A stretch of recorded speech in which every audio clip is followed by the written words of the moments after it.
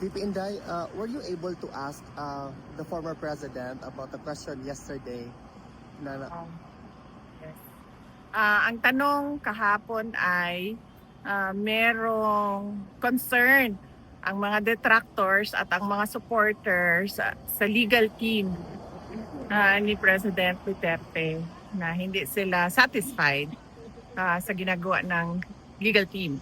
Tama ba ang pagka-ano ko? Yes, ma'am. Oo, tama ang pagsasabi ko sa tanong. Tinanong ko si dating Pangulong Rodrigo Duterte, sabi ko, exactly kung ano yung tanong ninyo, gusto mo ba palitan at hindi ka ba satisfied? Sabi niya, hindi palitan, pero meron siyang mga instructions na ibinigay kabahin sa legal team. So, hindi ko nasabihin kung ano yung mga instructions dahil ano naman na yun, hindi na mahalaga.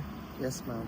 Ma'am, is there anything that you want to convey to the Filipino people closely still following the situation of the former president before the International Criminal Court?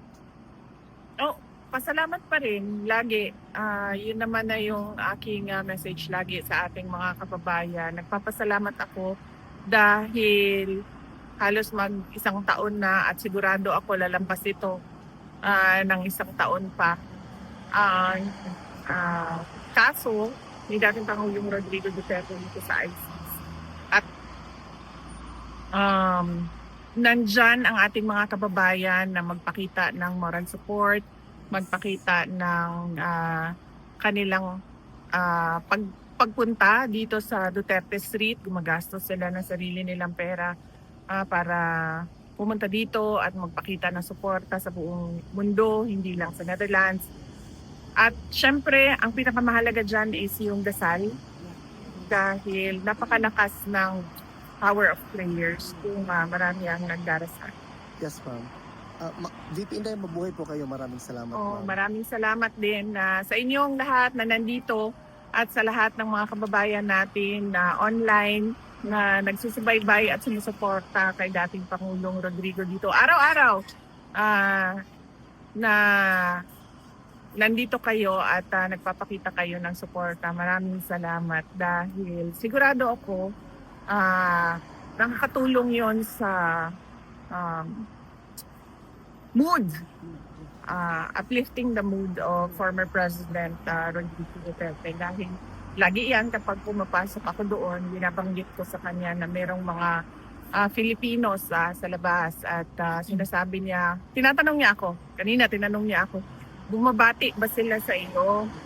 Sabi ko, oo naman. Alright mga kababayan, magre-react tayo dito no, sa bagong statement ngayon ni VP Sara matapos po niyang bisitahin muli si PRRD doon sa detention facility no, dyan sa may The Hague, Netherlands. At klinaron niya pa mga kababayan ngayon or klaro na po ngayon sa publiko na yung question kahapon na medyo na misquote no, ng mga mainstream media dito sa ating bansa. Gaya po ng ABS, ng Inquirer, ng GMA, meron po silang mga misquote no dito sa issue na ito na whether or not no yung lead counsel ni PRRD ay papalitan daw po ba, kasi yun po yung pinapalabas kasi mga kababayan, or meron pong mga concern yung ibang mga individual patungkol po dito sa kay Attorney Kaufman no dito sa kanyang ginagawa ngayon dyan as a lead counsel kay PRRD dyan sa may ICC. At ito na po, sinagot na po ni VP Sara na hindi po papalitan or wala po silang balak na papalitan si Attorney Kaufman bilang lead counsel niya dyan sa ICC case niya. At although meron lang daw pong ibang mga binili no si PRRD, may mga instruction pero hindi na po niya dinisclose mga kababayan no. At doon kasi kahapon sa live ni Alvin and Tourism no, na kung saan ay naka-1-on-1 na interview niya dito si VP Sara, at si VP Sara pa nga mismo yung nag-video no sa kanya habang naka-live sila, chit-chat no habang naghihintay doon sa time na bibisita kay PRRD. Na mention po kasi ito na kung may balak ba na papalitan, no? Although wala po si VP Sara doon, hindi po nag-umpisa kay VP Sara yung topic na iyon, no? Na tanong lang po yun dahil siguro sa mga nag-comments or may mga concern whether or not mga supporters or yung mga anti-Duterte, no, dito patungkol dito kay Attorney Kaufman, yung kanyang ginagawa ngayon, yung kanyang ability or yung kanyang performance, mga kababayan, for that matter.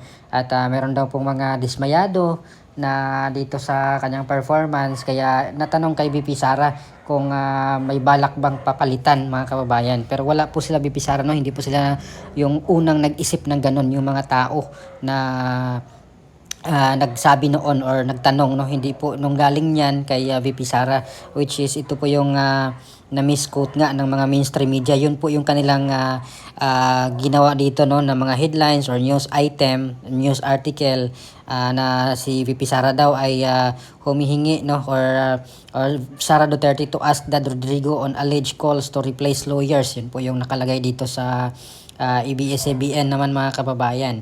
At yung sa GMA naman, Sara Duterte to talk to Dad FPRRD about calls to replace his lawyer. So yun po yung dito sa GMA naman, mga kababayan, no. At meron din po yung Inquirer, meron din po sila, pero dito, mga kababayan, ay na-misquote lang ng mga mainstream media dito sa atin yung statement na yun. Hindi po yun nag-umpisa, no, kay VP Sara. Yung mayroon lang pong nagtanong doon sa live siguro, at ipatanong lang po doon kay VP Sara, which is nirelay naman po ni VP Sara doon kay PRRD, no, yung bagay na iyon. At ngayon, ito na po yung malinaw na sagot na wala po silang balak na palitan si Attorney Kaufman dito sa or bilang lead counsel, no, ng kanyang kaso dyan sa may ICC, mga kababayan. At para po sa ating opinion dyan, mga kabayan, no, alam naman po natin na si dating Pangulong Duterte ay abogado rin at mataas naman ang kanyang tiwala dito kay Attorney Kaufman bilang veteran lawyer po, no, dyan sa may ICC. So talagang suportahan lang natin, mga kababayan, no, itong CPRRD kasi may mas alam siya dyan sa atin, no, na talagang may tiwala siya dito kay Attorney Kaufman bilang kanyang lead counsel, no, dyan sa may ICC. So suportahan lang natin si PRRD at alam ko mas may alam siya dyan, no, bilang abogado rin, hindi naman po siya mangmang pagdating dyan, no.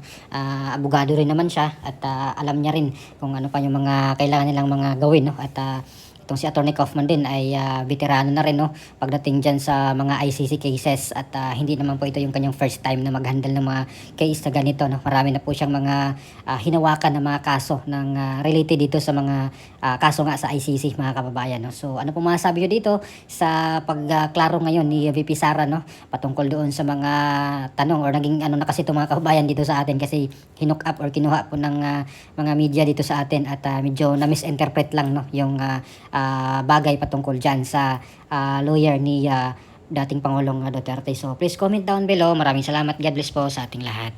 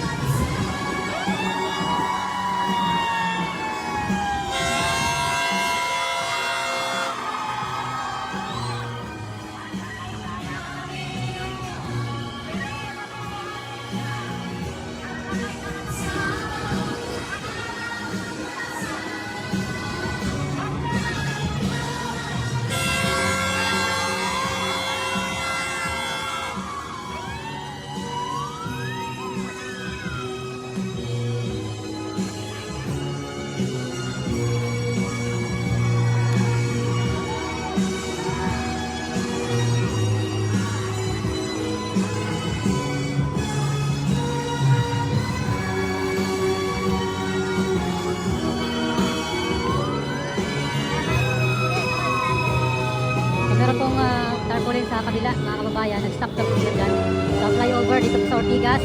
At nakalagay po doon, birthday ko po ngayon. Lord, wish ko na lang po. Or wish na lang po ni Cara. Ano pa rin, yung kay Cara David na mamatay yung mga kurakot.